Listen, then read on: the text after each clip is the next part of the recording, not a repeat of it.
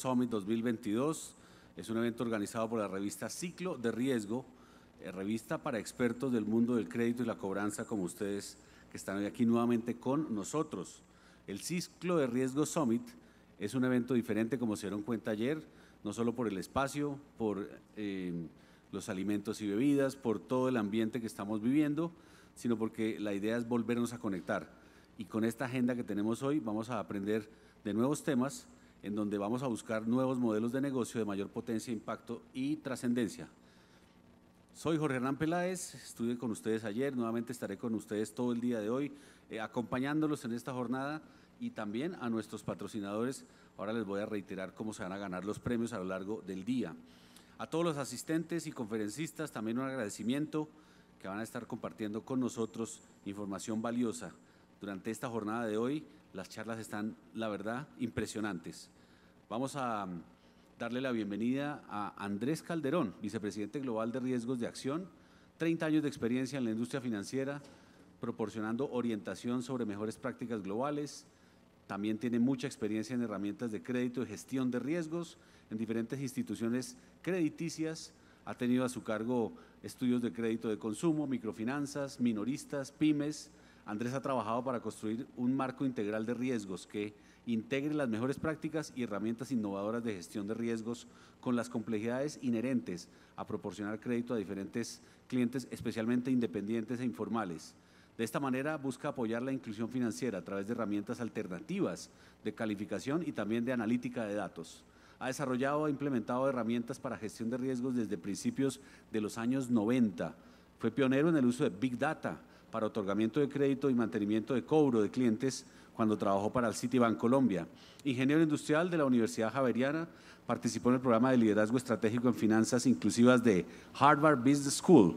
Andrés vivió fuera de Colombia en los últimos 10 años, 5 de ellos en África, en Ghana, otros 5 en Mumbai, en India, y actualmente trabaja en Washington y nos acompaña hoy. Un aplauso, por favor, para Andrés, nuestro primer conferencista. Bueno. Y permítame, Andrés, antes de saludarlo, para que la gente se motive un poco, les vuelvo a repetir lo de ayer. Primero, tener la escarapela con el código QR. ServiceBots va a realizar la rifa de 2 Alexa EcoDot cuarta generación. Simplemente hay que visitar el stand número 2 de ServiceBot y seguirlos en LinkedIn. Allí les van a dar las instrucciones en el stand. También está IntelliBPO, invita a acercarse a su stand que está ahí mismo, a unos metros. Ellos van a regalar 2 smartwatch, entre otros premios. Y Wallbox, que va a rifar un Apple Watch también, está invitándolos para que en los coffee breaks y en los momentos entre conferencias vayan a conocer a Wallbox, a IntelliBPO y a ServiceBots. Las rifas se van a hacer todas en el transcurso del día de hoy. Ahora sí, Andrés, buenos días, bienvenido. Buenos días, muchas gracias. Realmente no sabía que había escrito todo eso en mi introducción. Primero, pues quiero contarles que voy a hablar sentado. No sé qué pasó, estuve haciendo una charla en Quito la semana pasada y me ahogué muchísimo. 2 posibilidades. Uno, que me acostumbré a Zoom y en Zoom llevo 2 años hablando sentado. Otra posibilidad, en la pandemia subí 20 kilos, entonces me aconsejaron un chequeo. En fin, en todo caso, pues yo creo que el mensaje es: sí, tengo que preocuparme por mi salud, sí, tengo un mitigante de riesgo, que es hablar sentado, tengo la silla y espero que salga todo bien. Lo que les quería contar hoy, bueno, y más, yo quería hablar mucho de lo que estamos haciendo. Pues algo se mencionó aquí. Yo trabajo en Acción hace 15 años, después de una carrera en Colombia y en Estados Unidos. Y dentro de ese trabajo en Acción me enamoré de proveer servicios financieros a las personas de bajos ingresos, a los segmentos vulnerables de la población. Pero no quería, o sea, tal vez sí quería, cuando pensé en esta presentación, en hablarles de la metodología de riesgo, de los scoring, de qué tipo de… Pero como que aquí, esas 3 últimas charlas de ayer me convencieron que por qué no mejor contar historias.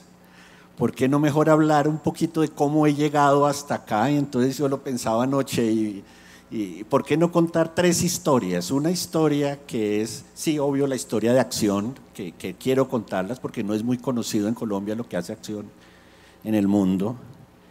Un poco también de mi historia, de por qué he pasado y qué he vivido, y cómo esas 2 historias se juntaron para un poquito ver lo que tenemos hoy, lo que estamos ofreciendo hoy en la industria. El título de la presentación es los desafíos que tenemos ahora, porque uno de los grandes riesgos que estoy yo viendo hoy en nuestra oferta de producto es que nos estamos enfocando en personas con huella digital, en personas con transacciones, en personas que podemos evaluar fácilmente, y eso nos está creando un segmento muy grande de la población que estamos empezando a dejar sin servicio. Algo que nuestro CEO de Acción mencionaba hace poco es que en nuestra historia, en nuestra vida, y me refiero a la de todos nosotros, nunca había aumentado el número de pobres en el mundo. Y por la pandemia eso pasa por primera vez, que el número de personas en vulnerabilidad, el número de personas por debajo de la línea de la pobreza ha aumentado. Entonces eso realmente plantea unos riesgos muy grandes y unos retos muy grandes. Entonces ahí quiero hablar un poco de las historias. Primero pues hablemos dos citas que para mí me han quedado sonando y quiero compartirlas con ustedes. H.G. Wells: ya llegará el día en el cual el pensamiento estadístico será una condición necesaria para la coexistencia. Como que hablar, escribir y pensar estadísticamente están llegando a un mismo nivel, y creo que en eso nos identificamos. Y este otro de Mark Zuckerberg, yo creo que esta yo creo que le han dicho muchos, pero este fue de los últimos: no tomar riesgos es el mayor riesgo, y nosotros que vivimos en el mundo del riesgo necesitamos estar ahí. Y creo que ahí viene un poquito de esa primera historia, y quiero saltarme un poco, porque cuando yo empecé en este mundo del microcrédito, mi primer viaje fue a India. Y cuando yo llegué a India, yo iba a reunirme con un banco grande. Voy a tratar de no hablar de entidades, pero algunas las voy a hacer la excepción. Un banco grande, Yes Bank en India, que era un banco súper elegante, que se había posicionado muy bien en el segmento, y querían abrir un brazo de microfinanzas. Entonces estábamos trabajando con ellos para apoyarlos en esto. Pero había una ONG en India, una ONG pequeña, que también tenía algunos vínculos con Acción, y que no, pues obvio era una ONG pequeñita, no estaban en la capacidad de pagar un consultor pues que fuera a darles ningún tipo de, o sea, digamos un consultor del rate que yo cobraba estaba fuera del alcance. Me pidieron el favor que fuera a hablar con ellos. Yo estaba ya en India, yo ya estaba pagado por este otro banco grande, Firififi, y me pidieron que hablara con ellos, y pues yo, claro, dije que sí. Me senté con esta señora grande. Nosotros empezamos operaciones hace 2 años, nuestra cartera está disparada, está por las nubes, no logramos los resultados que queremos. ¿Qué estaremos haciendo mal? ¿Por qué no nos asesoras con tu experiencia? ¿Qué estaremos haciendo mal? Y pues uno como riesgo lo primero que dice es todo, bueno, cuéntame, ¿cuál es tu mercado objetivo? Y esta señora me dice: yo le quiero dar créditos a las mujeres pobres que viven en los tugurios de Mumbai. Yo venía pues recién llegado a Acción, y yo le dije, pues ese es el problema. ¿Quién le presta a las mujeres pobres que viven en un tugurio? Pues olvídese, nunca le van a pagar. Y ella me dijo: Andrés, pero es que eso es lo que mi corazón me dice, eso es lo que yo quiero hacer. Necesito que alguien me ayude a hacer ese negocio bien. Y para mí eso fue realmente un aprendizaje increíble. Yo venía, ya les voy a contar cómo llegué ahí, pero yo creía que todo en el manejo del riesgo era encontrar el modelo, era identificar la data, era filtrar, eran las políticas y ya. Pero ¿cómo crea uno un negocio exitoso? ¿Cómo vuelve uno sostenible? Un negocio que para cualquier persona con sentido común sería loco. Y me decidí dedicar, yo le dediqué todo ese año a trabajar con esta entidad Swadhar Finserv en India. Montamos, redefinimos el esquema de cobro, redefinimos cómo evaluábamos los clientes, cómo se constituían, porque eran grupos solidarios, eran grupos de 3 personas, cómo buscábamos un tipo de homogeneidad en los grupos. Sé la historia corta, ese es un caso de éxito en India. Swadhar Finserv después fue adquirido por varios millones de dólares por un banco, RBL Bank, y llegó a tener en su momento, antes de venderse, más de 600,000 clientes y un negocio realmente exitoso. Entonces esto me enseña un poquito que el riesgo y cómo manejamos riesgo no está tanto en las herramientas que usamos, es más a ver, ¿cómo es posible utilizar lo que nosotros conocemos y lo que sabemos para realmente hacer una diferencia? Desde ese momento me enamoré del microcrédito, me enamoré de los segmentos de bajos ingresos y creo que desde ahí me he vuelto casi que un defensor apasionado, incluso dentro del mismo Acción, por mantener siempre esta línea. Nosotros vamos a trabajar por los segmentos de población vulnerable. Pero bueno, sigamos un poquito, les cuento ahora sí que es Acción, la primera historia. Acción es una ONG mundial que pues ya tiene más de 60, creo que está celebrando 60 años, yo debería saber eso, 61 años, con unos objetivos muy claros. Creo que aquí están, no los voy a leer en detalle, pero para mí lo que me llamó la atención de Acción es el convencimiento de que proveyendo servicios financieros adecuados, responsables, podemos crear una diferencia y podemos cambiar la situación de vida de las personas. Sí, se han puesto arandelas. Acción ahora fue pionero por ejemplo, en préstamos cuando se habla de Yunus, de Mohammad Yunus en Bangladesh como el pionero de los microcréditos, cuando él hizo su primer crédito, ya Acción estaba experimentando en Recife, en Brasil, créditos a personas de bajos ingresos, créditos a microempresarios. Entonces realmente Acción siempre ha tenido esa mentalidad de estar ahí, de ser pionero, pero también se ha enfocado muchísimo en traer dinero y fondos para este mercado. Cuando nadie quería invertir en este tipo de segmentos, Acción creó el primer banco de microfinanzas en el mundo en Bolivia. Cuando nadie quería invertir en este tipo de mercados, Acción creó los primeros fondos de garantías para créditos a personas de bajos recursos. Entonces, realmente Acción ha hecho mucho en este segmento. Ahora tenemos más o menos 4 áreas de influencia. 4 áreas de acción, perdón. La primera es la influencia, en la que tenemos el Centro de Inclusión Financiera. Ese es un think tank a nivel global, donde se discuten los temas de inclusión. Ahora hay muchísimas actividades por los temas de cambio climático, por los temas de inclusión, de equidad de género, pero también, ¿por qué no?, cómo estamos respondiendo como entidades financieras a la pandemia y a las consecuencias que ha tenido la pandemia en todas las economías globales. Acción también, ya les contaba, tiene un brazo importante de manejo de capitales, de fondos de inversión. Ahora tenemos 3 fondos activos. El primero, un fondo más para startups, se llama el Venture Lab.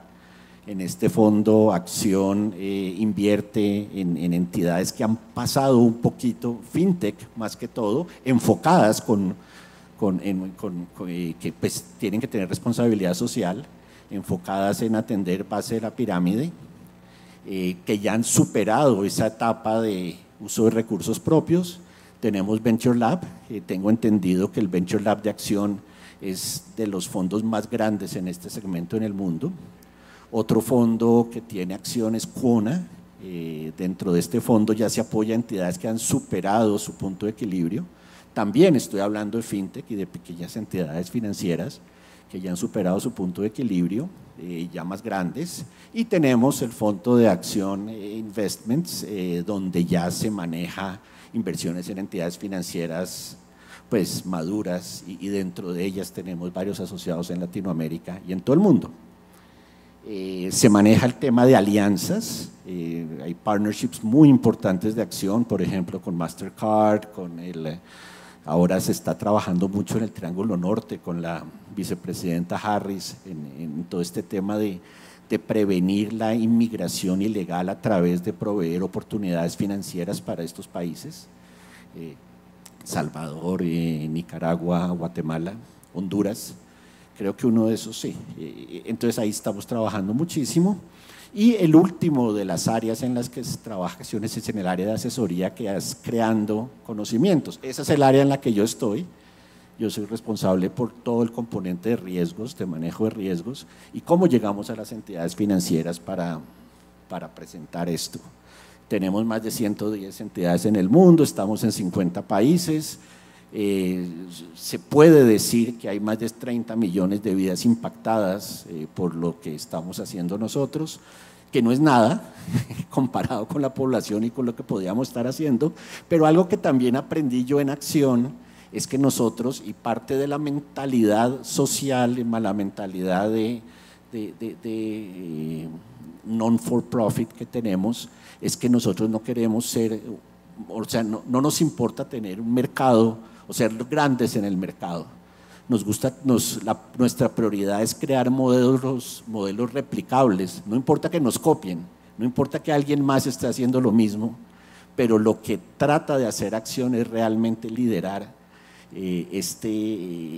a través de modelos de demostración, a través de casos exitosos, prácticas replicables para llegar a mucho más de 30 millones de personas. Y cuando uno piensa, por ejemplo, que Acción fue pionero del microcrédito en Latinoamérica, fue pionero del microcrédito en África, pionero del microcrédito individual en India, y ya hay cientos de entidades haciendo microcrédito, yo creería que estas 30 millones de personas a través de este ejemplo se han replicado muchísimo más. Dentro de nuestro tema de asesoría, pues también se ha vuelto casi como un área de consultoría, donde anteriormente Acción estaba muy enfocado a trabajar con las entidades en las que Acción invertía. Entonces Acción invertía en un banco y llegaba el equipo de consultores. Les acabo de mencionar el caso de India. Estábamos en una inversión conjunta con este banco, en esta entidad microfinanciera, y llegaba el equipo de asesores para montar la entidad. Trabajamos muchísimo con muchas entidades en todo el mundo, y Acción tiene todavía inversión en muchas entidades. ¿Qué pasa? Ya nos abrimos, ya en este momento la capacidad nuestra está abierta a la industria, ya estamos trabajando con entidades que no son necesariamente donde estamos invirtiendo. Entonces, dentro de los productos que tenemos, pues está el componente de pagos digitales, asesoría en diseño de productos, asesoría en transformación digital, creo que es lo que más estamos haciendo ahora, apoyando entidades que quieren transformarse o transformar procesos en digital, pero lo que siempre ha habido ahí y ha sido casi que por lo que nos conocen en muchos sitios del mundo, ha sido en el manejo de riesgos y cómo estructuramos los modelos de crédito, riesgos y digamos todo el ciclo de riesgo en entidades microfinancieras. Este es mi tema, pues no les voy a contar a ustedes qué riesgos, todos sabemos que son riesgos. Importante ver que en microcréditos y en banca corporativa y en banca de consumo casi que la definición es la misma. Todos queremos ser exitosos en nuestros indicadores de recaudo, todos queremos obtener los óptimos procesos de asignación de montos y cuotas. Nosotros nos hemos enfocado en este segmento de independientes, informales, de bajos ingresos, prioritariamente o principalmente en el cliente individual, pero por necesidades en algunos casos o porque hemos encontrado que es una gran oportunidad de inclusión, también hemos trabajado muchísimo con banca grupal y banca solidaria.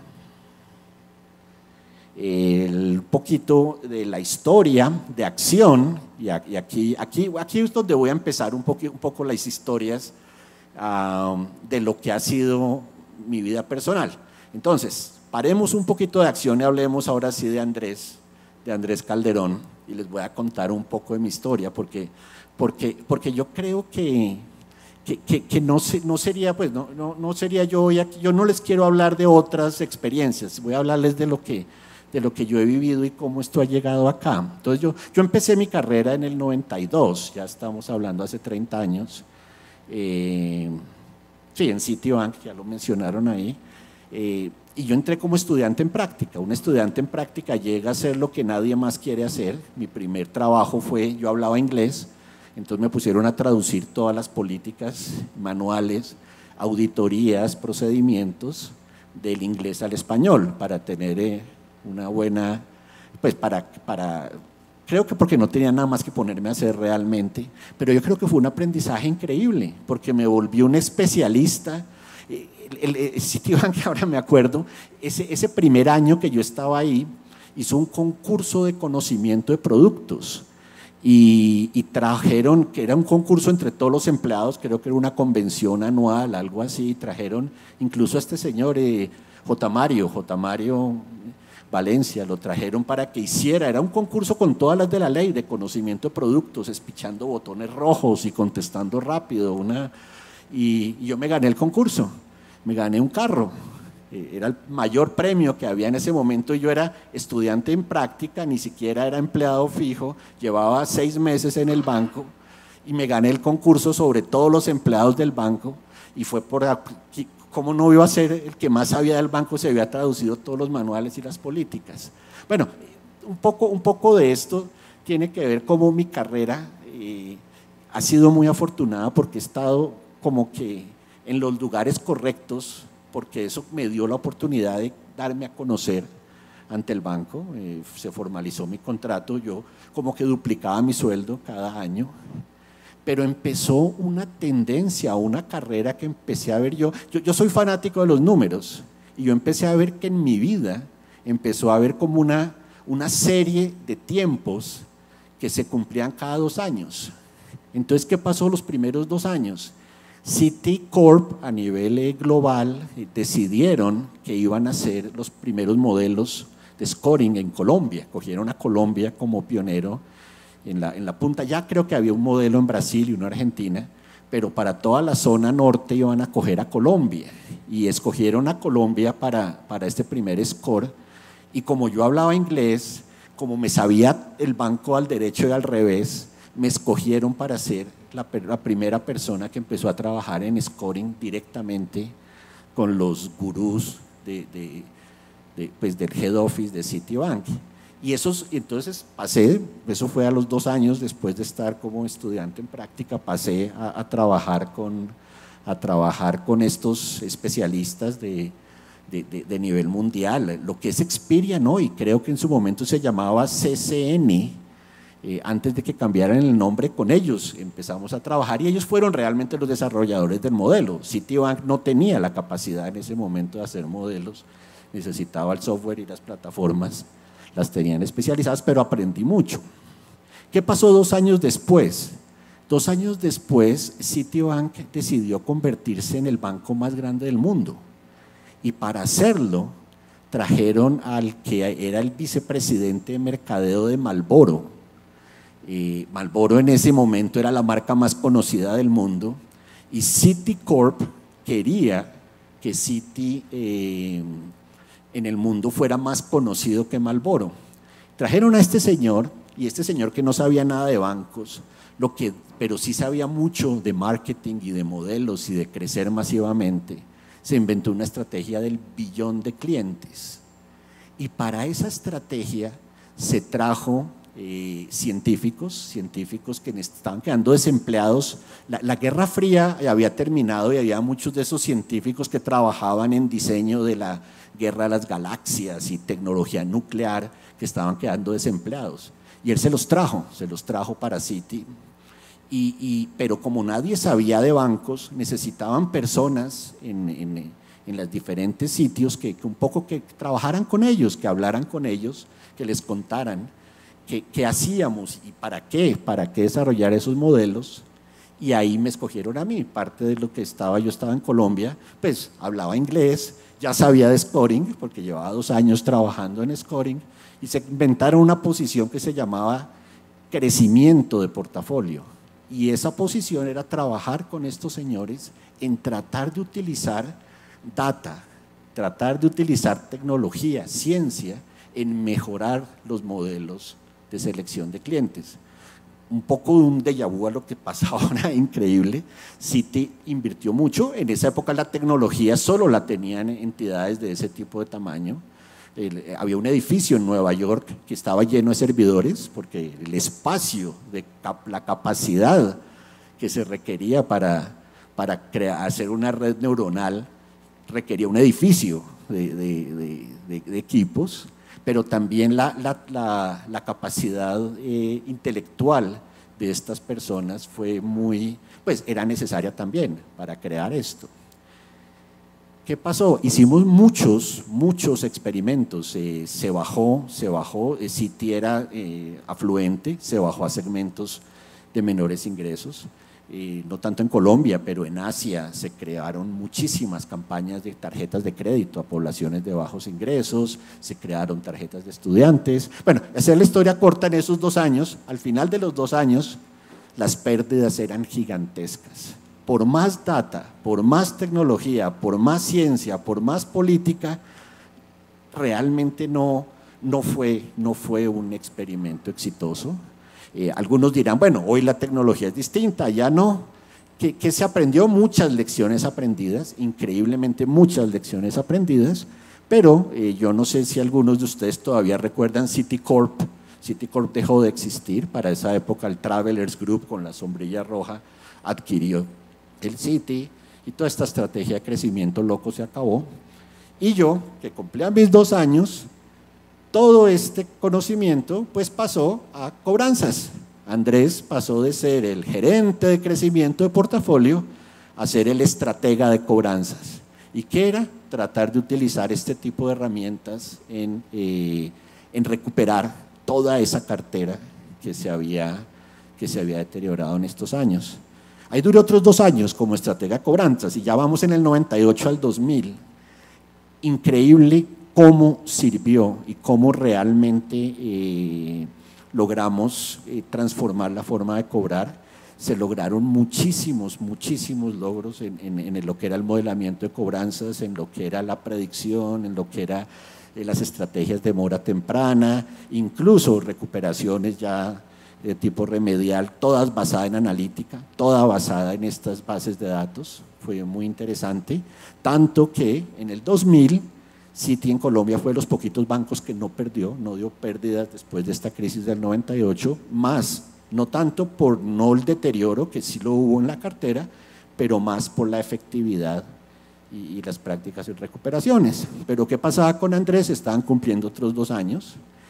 Ahí como que me gané un premio, no sé, uno no sabe, me fue muy bien. Parte de ese irme también en mi rol de estratega de cobranzas fue que pasé ya la división, fui a trabajar a Estados Unidos con el banco como gerente de riesgo de portafolio para Latinoamérica. Y dentro de ese rol pues fue muy interesante ya ampliar lo que era mi conocimiento un poco fuera de Colombia.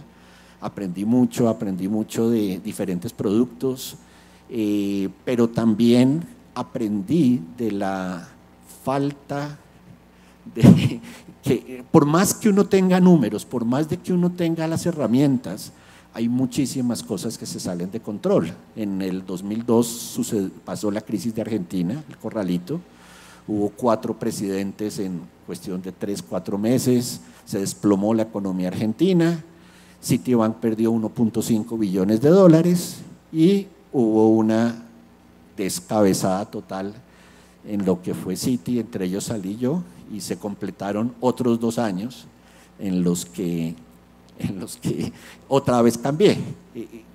Luego de eso me dediqué 1 año a la consultoría.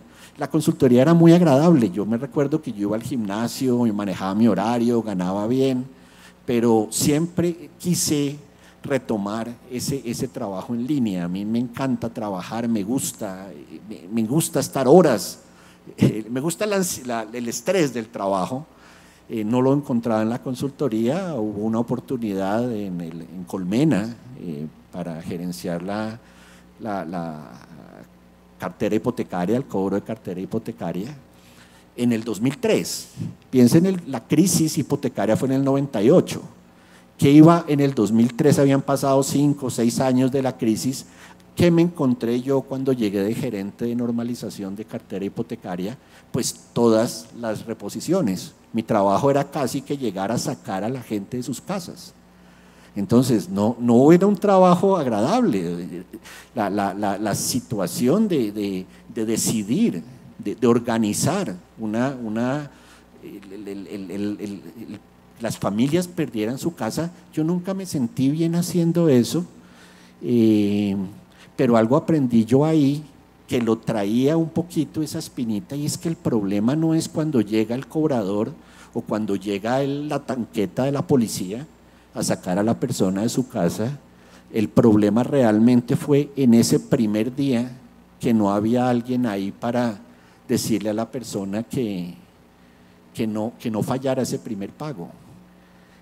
Cómo empecé a querer la cobranza más como un servicio, cómo debíamos ser asertivos en esos mensajes iniciales en cobranza temprana y decirle realmente a la persona cómo ayudar al cliente desde el punto de vista de cobranzas.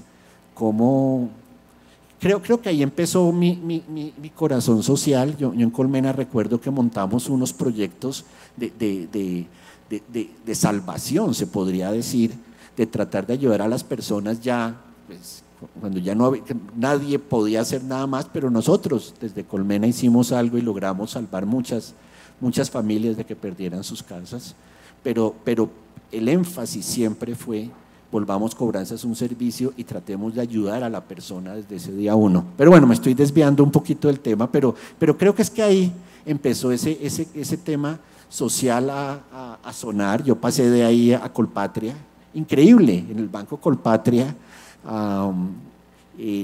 Volví nuevamente a lo que era mi especialidad, la banca masiva, el consumo. Montábamos unos scores y era increíble, porque era como sembrar en tierra fértil. Uno montaba un score y los resultados eran espectaculares. Uno lanzaba una campaña de tarjetas de crédito y tenía 1 o 2 millones de tarjetas de crédito en 6 meses. Pero siempre, y recuerdo conversando con unos colegas, y me acuerdo porque decían: oiga, Andrés, el que aprenda a prestarle al independiente informal se va a llenar de plata.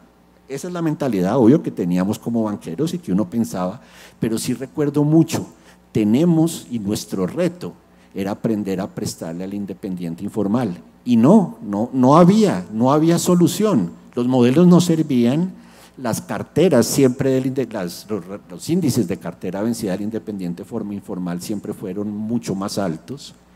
Y estaban ahí, pero claro, siempre el objetivo seguía siendo el asalariado, el objetivo seguía siendo el independiente formal, y seguíamos haciendo la banca fácil. Ahora yo sé que la competencia es mucho más alta, estoy todavía hablando, ya vamos 2003 a 2005, 2005 a 2007, en el 2007 ya hace 15 años pues no había la competencia que hay hoy. El mercado estaba listo para toda esta transformación, para que le llegara este tipo de nivel de endeudamiento. Y yo estaba ahí feliz cuando me llamaron de esta ONG. Yo no lo conocía, no sabía qué era. era una ONG que hablaba de microfinanzas. En su momento eran muy fuertes en Latinoamérica, y ya llego aquí al slide donde como que se unen las historias. Acción era muy fuerte en Latinoamérica. Dentro de este trabajo que había hecho Acción en Latinoamérica, pues se habían formado ya y fortalecido estos bancos, Mi Banco en Perú, varios bancos en Latinoamérica, Fama en Nicaragua, DEMI en República Dominicana, Banco Sol en Bolivia, Credife, una institución asociada al Banco Pichincha en Ecuador. Acción tenía toda esa red de instituciones financieras grandes en países donde existía una regulación fuerte, y adicionalmente Acción se había vuelto pionero en proveer servicios financieros a este segmento. Dentro de estos, yo llegué y conocí a las personas de Acción, una colega mía, Liliana Botero, quien aprecio mucho y quien me contactó a Acción. Liliana, junto con Lisim, habían creado el primer modelo de microfinanzas en el mundo, y se había hecho, creo que con Banco Solidario en Ecuador. Estaban trabajando ya en otros modelos de scoring en un segmento donde nadie, en un segmento que era totalmente relacional. La microfinanza tradicional era completamente: el asesor visitaba al cliente, el asesor evaluaba al cliente, el asesor decidía qué monto, el asesor lo cobraba y el asesor renovaba. Integrar modelos de riesgo, integrar scoring dentro de este tipo de metodología realmente había sido un cambio pues grande, había sido una transformación grande, y Acción lo estaba haciendo. Pero más que eso, a mí me llamó mucho la atención cuando conocí a las personas que dirigían Acción en ese momento, la pasión con la que me hablaban de poder hacer la diferencia, la pasión con la que hablaban había un proyecto en Egipto. En ese momento Acción iba a expandirse fuera de Latinoamérica, iba a entrar a África y Asia, y algo de lo que estaban convencidos es que esa expansión no se podía hacer sin un componente de riesgos fuerte, y dentro de ello fue que me buscaron a mí. ¿Por qué? Pues no sé, yo conocí a Liliana en algún momento en el pasado, pues porque tenía mi experiencia ya en Latinoamérica, más a nivel de temas de consumo. Bueno, no sé cómo llegué yo a Acción, solo sé que cuando me hablaron de esta oportunidad de dirigir el tema riesgos para la expansión a África y Asia, yo casi que no lo dudé y acepté unirme a esta entidad. Y cuando yo llegué a Acción, de eso que yo veía que tenían, pioneros en banca solidaria, pioneros en scoring, a la realidad empecé a ver pues temas que me preocuparon. Uno era que los scores no funcionaban. Me pasó, es una anécdota curiosa. En Acción, en esa época, uno entraba a Acción y todos los empleados tenían que pasar por una inducción que duraba 6 semanas, y a mí me tocó en Lima. Yo estuve en Lima en el 2007 en esta inducción, y en Mi Banco Perú se había hecho uno de esos primeros scores pioneros de Acción en Latinoamérica. Entonces pues yo llegué allá, y lo primero que yo hice cuando nos llevaron a visitar el banco fue: bueno, y muéstreme el score, nosotros, Acción, muéstreme el score de Acción. Y llegaron: ¿el score? ¿Cuál score? Y yo: no, es que tengo entendido. Y por allá salió alguien: es ese numerito que nos empezó a salir en la pantalla ahora. Pero no le haga caso, que aquí nadie le hace caso. O sea, el score era un número, se había montado tecnología, había trabajado 6 meses en integrar el score con el sistema, pero nadie estaba usando el score. Y yo pues también, yo era convencido que los scores servían. Imagínense, era el gurú pionero de score en Latinoamérica. Yo llegaba a todos lados: no, es que yo hice mi primer score en 1993 y ya llevo el experto, y además en Citi, y yo traía 6 millones de tarjetas de crédito al mes, y ustedes hacen 20,000 clientes al año. yo me sentía que lo que había aprendido de Scores era llegar copy-paste a este segmento, a estas instituciones, a este tipo de instituciones, a este tipo de mercados. Y ese primer año para mí fue muy difícil porque como que todo lo que yo hablaba, todo lo que yo decía, como que yo sentía que salía de la reunión y la gente se quedaba diciendo, este no sabe nada, devuélvanlo. Creo que mi jefa vivía en Boston, un día me sacó de una reunión y me dijo, Andrés, si usted vuelve a decir eso, lo devuelvo para Colpatria. Entonces fue un aprendizaje curioso, pero a la vez era un aprendizaje en el que no sabía para dónde ir. O sea, sabía que el tema micro era un reto. Yo sabía, o sea, confiaba que tenía, pues, cómo no, había visto el poder de los modelos y de los scores en otros lados, pero como que no encajaba un poco. Me enfoqué en otro tema. Afortunadamente la expansión en África y Asia demandaba mucho más que scores. Bueno, además con la ventaja que eran entidades nuevas. En una entidad nueva todavía no había ni siquiera data para hacer score. Entonces como que mi foco era montar un poco lo que eran las unidades de riesgo.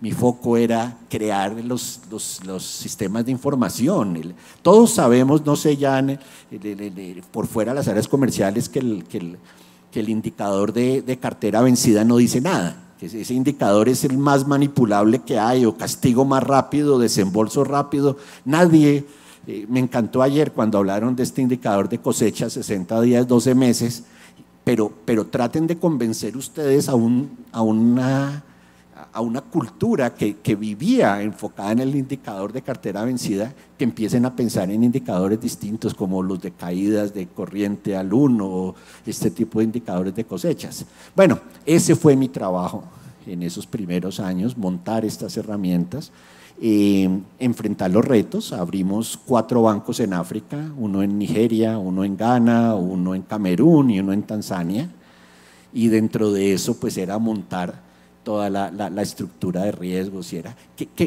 ¿Cuál fue la primera gran oportunidad para montar modelos? Era que en estos segmentos, primero la tasa de interés era alta, el costo de fondos y los costos operacionales eran muy altos. En Nigeria, por ejemplo, para montar una sucursal lo primero que uno tiene que comprar es la planta, porque no hay, la electricidad es totalmente… uno no puede depender de los servicios públicos del país. Entonces era montar el agua, los tanques de agua, era montar la planta, era tener acceso al diésel, después montar los sistemas, después la conexión satelital para los temas. Entonces todo eso implicaba unos costos de interés al cliente muy altos. ¿Y cómo se reflejaba eso? En que era imposible tener créditos a largo plazo. El crédito se hacía 6 meses, el crédito se hacía 3 meses, porque si no la percepción del cliente era que iba a pagar muchísimo de interés. Pues todos sabemos que a valor presente la tasa, realmente el plazo y el pensar que uno paga interés a más plazo es más de percepción que de realidad, pero es una percepción que estaba ahí. Entonces los créditos eran a 3, máximo 6 meses. ¿Qué implicaba eso? Que las renovaciones tenían que ser casi que automáticas. Imagínense ustedes una fuerza de asesores que cada 3 meses tiene que, porque también en el microcrédito, créditos rotativos no funcionan. El microcrédito, el crédito, la tarjeta de crédito no funciona en este segmento, porque son segmentos a los que la educación, digamos la forma de interactuar con la entidad financiera es: usted me presta, yo le pago lo que le debo. Pero cuando empezábamos a tratar, porque hemos tratado de hacer pruebas de integrar temas rotativos o líneas o cupos de crédito, es casi que imposible hacerlo, porque estos requieren unas fechas de pago, requieren unos cortes, requieren, no, es que ahora usted me está cobrando tanto, pero ya le pagué porque todavía le debo. Ese tipo de temas son imposibles de manejar en este tipo de segmentos de bajos ingresos. Entonces ellos estaban acostumbrados simplemente: deme el dinero, yo le pago 2 cuotas, yo le pago 3 cuotas, ya. Y así funcionaba, pero imagínense ustedes que cada 3 meses estos asesores tenían que volver donde el cliente nuevamente a negociar el crédito, a coger papeles, a documentar y a evaluar. Entonces era imposible. Y bueno, con otros eventos que teníamos en África, como la falta de una identidad única, ¿no? Incluso había sitios donde ni siquiera había identidad y tenía uno que hablar por el nombre conocido como alias, nombre del papá, nombre de la mamá y fecha de nacimiento estimada, fecha de nacimiento que celebra. Teníamos como 7 combinatorias para lograr identificar a una sola persona. Y si iba a otra oficina y decía que el nombre del papá era otro, podía pasar perfectamente sin que nadie se diera cuenta. Bueno, eso yo creo que esos eran menores comparado con el impacto operacional que representaba el tener que renovar cada 3 meses. Entonces ahí vino los primeros modelos, renovación automática, basados en comportamiento, pero la renovación automática todos saben que genera sobreendeudamiento después de un tiempo, o la renovación automática también, todos saben que los asesores, especialmente en el segmento micro, no les gusta, porque esos son sus clientes, ellos se vuelven su banco, ese es mi banquito, entonces si usted lo renueva automáticamente yo pierdo el control. Entonces si el de riesgo, si el score decide renovarlo, yo no lo cobro, porque eso fue el score, si él no paga no es mi culpa. Entonces todo ese tema de manejo cultural fue realmente interesante, una cantidad de aprendizajes, pero también apasionante, increíble en China. En China llegamos nosotros, abrimos una operación en China y empezamos a buscar nuestros clientes, el cliente informal, el independiente informal de bajos ingresos. No encontramos, allá son o asalariados de bajos ingresos para manufactureras, o el independiente informal inmediatamente se absorbe por alguno grande que no quiere la competencia, o le toca formalizarse porque el gobierno está encima. En nuestra operación abrimos el banco en China y lo primero que hubo que poner en la oficina fue la oficina del representante del gobierno, que tenía que estar sentado enfrente de la oficina del CEO. Entonces montamos esa operación en China, pero no había pobres. Entonces nosotros acostumbrados a créditos de $100, $200 en India, de $1,000, $1,200 en África, entramos con $20,000, $25,000 crédito promedio en China. Entonces la metodología que queríamos replicar, pues ya no, porque esto ya se acerca más al segmento PYME, entonces ya no es evaluar a la persona, ya se evaluará a la empresa, entonces nuestro nivel de especialidad. Entonces todos esos aprendizajes fueron curiosos. Birmania es un cuento aparte, porque en Birmania había un tema, todos saben la historia de Birmania, un poco tuvieron una junta militar por más de 50 años, que hace unos 5 años decidió entregar el poder a la oposición, y hace 1 año volvió los militares a tomar el poder. En esos 4 añitos llegamos nosotros, todavía estamos ahí, pero algo que encontramos primero es que pagar el crédito era un tema religioso y cultural. Nadie entraba en mora. Estar en mora era estar en pecado. 2, los loan sharks, los prestamistas, los gota a gota, había por todo lado, pero prestaban a menor interés que las entidades financieras, porque los loan sharks allá eran en cada cuadra, en cada barrio, eran los ricos de la cuadra, los exitosos, y ellos hacían préstamos más como gratitud. Entonces nos encontramos unos temas culturales de ese tipo en los que tenía uno que acomodar su conocimiento. Llegábamos increíblemente allá Acción no creó un banco nuevo, allá compramos una entidad, una ONG que tenía 40,000 clientes, en 3 años llegamos a 300,000 clientes. Cuando el golpe, llegó COVID primero, después el golpe militar, se ha mantenido en esos 300,000 clientes, pero uno aprende, ha sido unas lecciones increíbles. Ahí también montamos un modelo renovados, no hemos podido con modelo de clientes nuevos, y creo que ahí viene uno de mis segundos grandes aprendizajes sobre este segmento, y es que en este segmento lo que cuesta, lo que es difícil, lo que lo que consume el costo operacional es conseguir la información. Entonces, nuestros modelos, mi metodología de scoring siempre era correr el modelo al final. Era listo, en Colpatria, tengo la data, deme su número de pendientes, personas a cargo, tiempo en empleo, tiempo en la habitación, tiempo en vivienda, tráigame su buró, cuántas tarjetas que nivel de bla, bla, bla, ¡pum! Tenía toda la información, aprobaba facilísimo. Pero cuando uno tiene que visitar al cliente 4 veces, cuando cuando la situación, cuando hay que visitar al vendedor, al proveedor, perdón, cuando hay que visitar los clientes del cliente, cuando hay que ir a la casa, ya consigue uno toda la información y llega el gran desarrollador de score y le dice, deme toda esa data y yo le calculo un modelo, pues ya qué, ya no hay nada que hacer. ¿Qué estamos haciendo ahora? Estamos empezando a buscar información alternativa.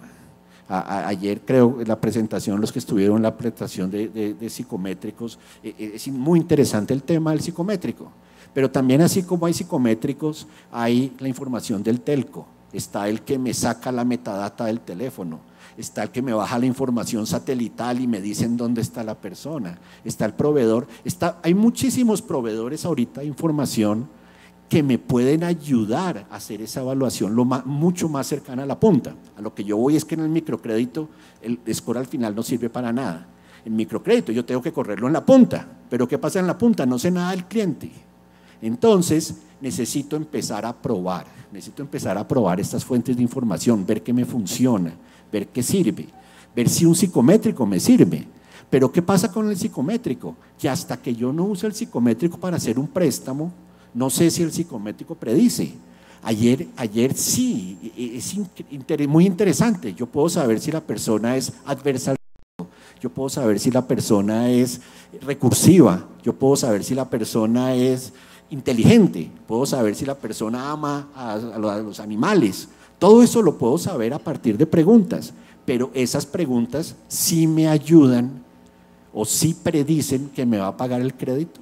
Esas preguntas sí me ayudan a tomar una decisión crediticia. No sé, puede que en Birmania sí, puede que en Etiopía, pero no sé si en Colombia, no sé si en Medellín me sirvan. Entonces, ¿qué debo hacer? Debo probarlas, debo tenerlas. Pero ¿en dónde está el segundo? Bueno, ya llevo como 20 lecciones. ¿Dónde está el segundo problema ahí? Es que montar ese score psicométrico o montar ese metadata capture o montar esa infraestructura para tomar la data, para analizarla, para evaluarla, eso me está costando mucho en recursos, mucho en implementación, mucho en entrenamiento, mucho en desarrollo, mucho en consultores, mucho. ¿Y qué pasa si no sirve? ¿Qué pasa si después de hacer todo eso veo, no, es que mejor que le hubiera preguntado si era casado o soltero? A veces esas variables y todas esas variables daban un modelo, lo comparamos con uno de nuestros modelos básicos, sociodemográficos, de edad, género, tiempo en el lugar, y era 3 veces más predictivo nuestro modelo, no daba nada. Entonces era como se montó, se hizo, se conectó. En otros países funcionó. En Kenia hay unas experiencias increíbles de modelos y de billetera electrónica y de uso de la data para predecir, pero en ese país específico no funcionó y nos dimos cuenta cuando ya se había gastado mucho dinero. ¿A dónde voy yo hoy? Porque yo creo que queremos adelantar y me encantaría algunas preguntitas, me quedan 15 minutos, o contar. A mí me encanta hablar de toda esta experiencia y podría quedar aquí, pero tengo que unir las dos historias entre lo que estamos haciendo ahora. Es que ahora estamos identificando a nivel global que hay uno que no menciono aquí y lo voy a mencionar primero para que después no me pregunten, que es el cybersecurity y el tema de riesgos eso va por encima de mi capacidad. Yo a eso contrato los que saben.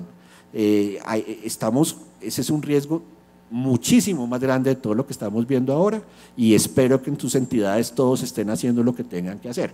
Ya, saliendo de eso, entremos a los riesgos que sí podemos manejar, o que yo sí tengo la capacidad de hablar y de manejar, y es un poco de en dónde debemos enfocar ahora nuestros esfuerzos. Uno, equidad e igualdad.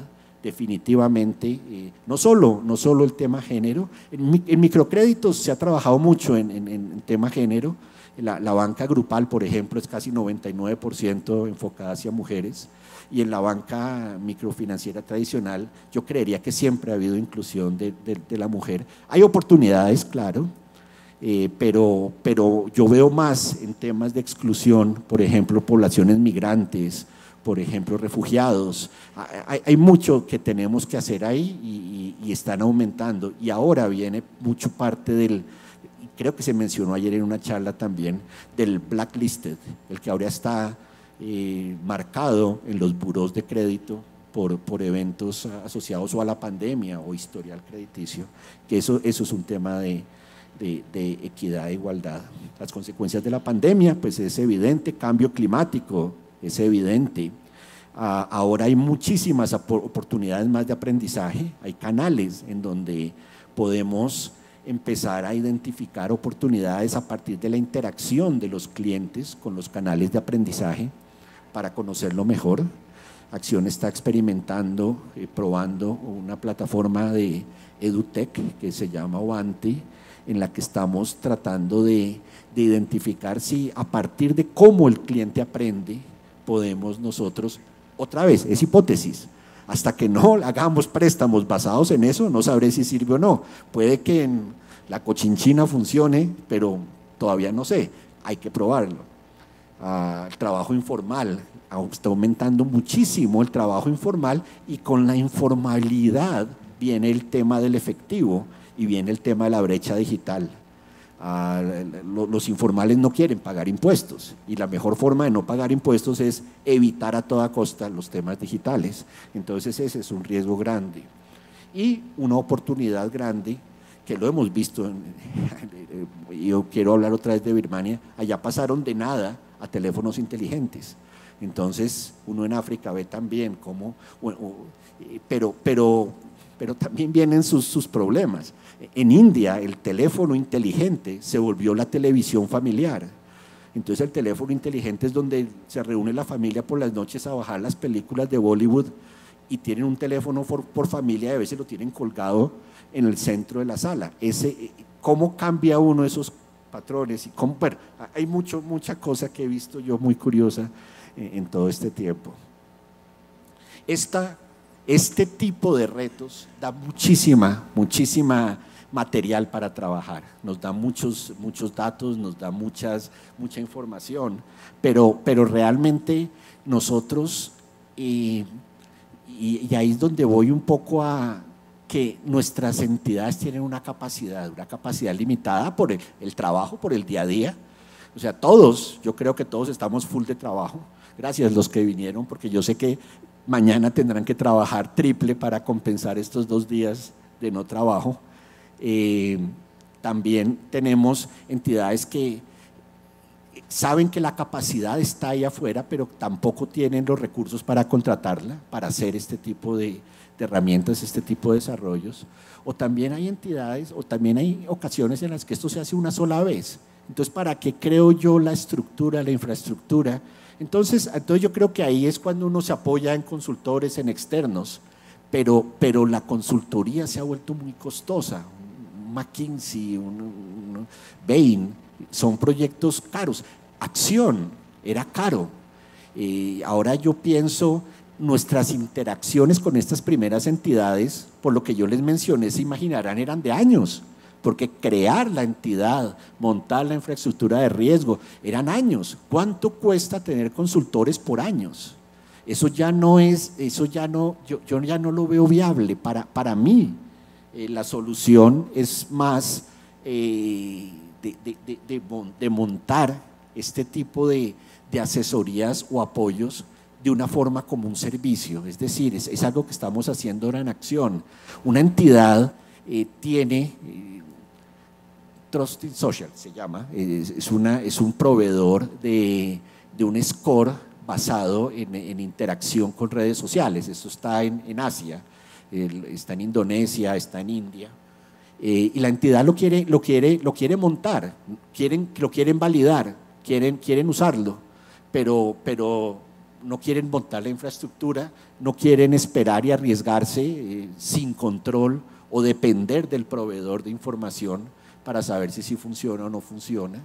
Entonces, ¿qué dicen? Llaman Acción. Acción antes hubiera dicho, sí, nosotros le hacemos la consultoría en 6 meses, $100,000. No, ¿por qué no? Nos deja a nosotros interactuar con ellos, vemos, nos da su data, vemos si funciona, nosotros se lo validamos, se lo probamos, se lo corremos en paralelo, usted lo usa y nosotros le decimos si sirve o no. Un ejemplo. O se quieren montar reportes de portafolio, se quieren montar estos reportes de analítica especializada para el monitoreo de segmentos de población o nuevos productos. A veces no es necesario montar todo el proceso hasta el final. Entonces, algo que está haciendo Acción es ofrecer esto más como el servicio. Nosotros le montamos la caja negra con su producto y usted nos paga por lo que lo use. Un tema así, lo estamos haciendo mucho en modelos de renovación. Esos modelos en batch, a veces para segmentación de cobranzas, por ejemplo, cuando llega nueva data, pero esperar a que su área de riesgos integre la nueva data, la corrija. ¿Por qué no montamos el modelo en la nube? ¿Por qué no creamos un modelo en batch? Es muy fácil de correr, sube la data, Acción corre el modelo, le integra tecnología avanzada, el machine learning, que a veces no es necesario que la entidad invierta $100,000, $120,000 en un modeler o en un sistema, sino deja que se corra el modelo, los mismos especialistas que están corriendo el modelo pueden estar haciendo las optimizaciones y en un momento la entidad puede decidir, bueno, el modelo me gusta, lo sigo usando, ahora sí entréguemelo, ahora sí lo voy a implementar o le sigo pagando a usted por el uso. Eso es una de lo que estamos viendo ahora como una forma de ofrecer un servicio de riesgo para cubrir muchísimas más entidades. Hay muchísima necesidad en India de implementar estos temas de tecnología nuevos, estos temas de información nuevos, de cómo enfrentar la brecha digital y cómo implementar modelos más cercanos a la punta, pero no está la capacidad de probarlos, no está la capacidad de validarlos, sino que casi que toca echarse al agua creyendo en un modelo, creyendo en una presentación. ¿Por qué no dejamos que un tercero lo haga por mí, juegue con el modelo, valide el modelo, me dé la data, me dé los procesos, me ayude en mi proceso de selección y simplemente, si funciona, ahí sí compro el modelo, si no funciona, pues sigo. Yo creería que esta es basado en cómo se une en mi historia de experiencia y lo que he visto en distintos sitios, una forma muy, digamos que eficiente, cost effective. Balanceamos ahí la efectividad y el costo para empezar a probar estas nuevas tecnologías. Traigamos estos modelos psicométricos. Los modelos psicométricos, por ejemplo, yo vi que son muy fuertes y muy predecibles en la decisión de reestructuraciones. Eso lo probé en un banco, pues antes, ahora con las decisiones masivas que debimos tomar en pandemia, pues puede que haya cambios y puede que hayamos aprendido muchísimo más de modelos de reestructuraciones, pero los modelos psicométricos sí que predecían quién me paga una reestructuración y quién no. Entonces, pero hasta no hacerlo es muy difícil de probar. Todos estos modelos, todas las fintech ahora son los mejores aliados de las entidades financieras, porque nos están trayendo toda esta nueva tecnología, esta nueva ventana para probar cosas nuevas, pero probar cosas nuevas en una entidad cuesta. Entonces, ¿por qué no dejamos que un tercero nos ayude a montar estas pruebas? Esto sirve pues para todo, para gestionar el riesgo transaccional, para mis decisiones día a día, para mis procesos de segmentación, de venta cruzada, mis procesos de aceptación. Ahora el gran reto que estamos viendo también es que estamos montando apps en mi segmento, y estoy hablando nuevamente del independiente informal, pero las apps no las usan. Si las bajan porque el asesor está ahí diciéndole baje el app, pero cuando uno lo vuelve a ver 2 semanas después ya reemplazó el app porque se le llenó el chat de las fotos, y entonces lo primero que borra es mi app. Entonces esas cosas necesitamos nosotros es ver a dónde priorizamos nuestros esfuerzos, y el monitoreo de resultados. Lo que no se mide es como si no existiera. Entonces realmente tener mediciones válidas, KPIs válidos de monitoreo para mí son importantísimos, y todo eso lo puede uno hacer con un tercero mientras desarrollo mi capacidad. No necesito dedicar muchos recursos para montar eso, puedo probarlo y después ver si me funciona. Un poquito de eso es lo que está trabajando Acción ahora en el mundo. Entonces, estos son los tipos de reportes que se pueden hacer: monitoreos para riesgo de portafolio, la validación de modelos, la capacidad de estabilidad, la discriminación de la población, si la estrategia está funcionando correctamente. Para los modelos, pues sí, son modelos en batch, modelos en línea, hacer el modelo en paralelo a lo que ustedes están haciendo para validar si funciona, si la información, si lo que le están prometiendo, ofreciendo el proveedor, si es lo que necesita, lo podemos hacer. Y pues además de lo que puede uno obtener de estos modelos, pues se pueden hacer mediciones adicionales, especialmente en impacto social o especialmente en resultados de estrategias.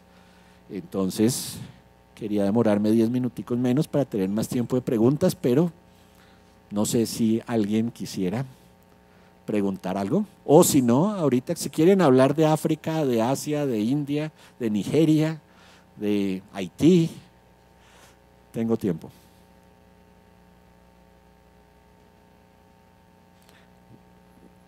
¿Sí? ¿Alguien que quiera levantar la mano?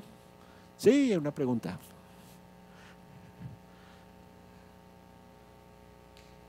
Señor. Sonido. Sí, simplemente la persona que tenga pregunta le hacemos llegar el micrófono para que le pueda hacer la pregunta a Andrés. Muy interesante la charla. Yo tengo una: ¿cómo hacía con la comida en esos países? Porque es tan difícil. No, en India yo me llevaba galletas Oreo y manzanas, y yo duraba comiendo galletitas Oreo y manzanas y Coca-Cola Light. África es muy parecido a nuestros países. Ahí sí son frijoles, papas, pero en India, en Asia, sí, la cosa es grave. Adelante con la pregunta, por favor.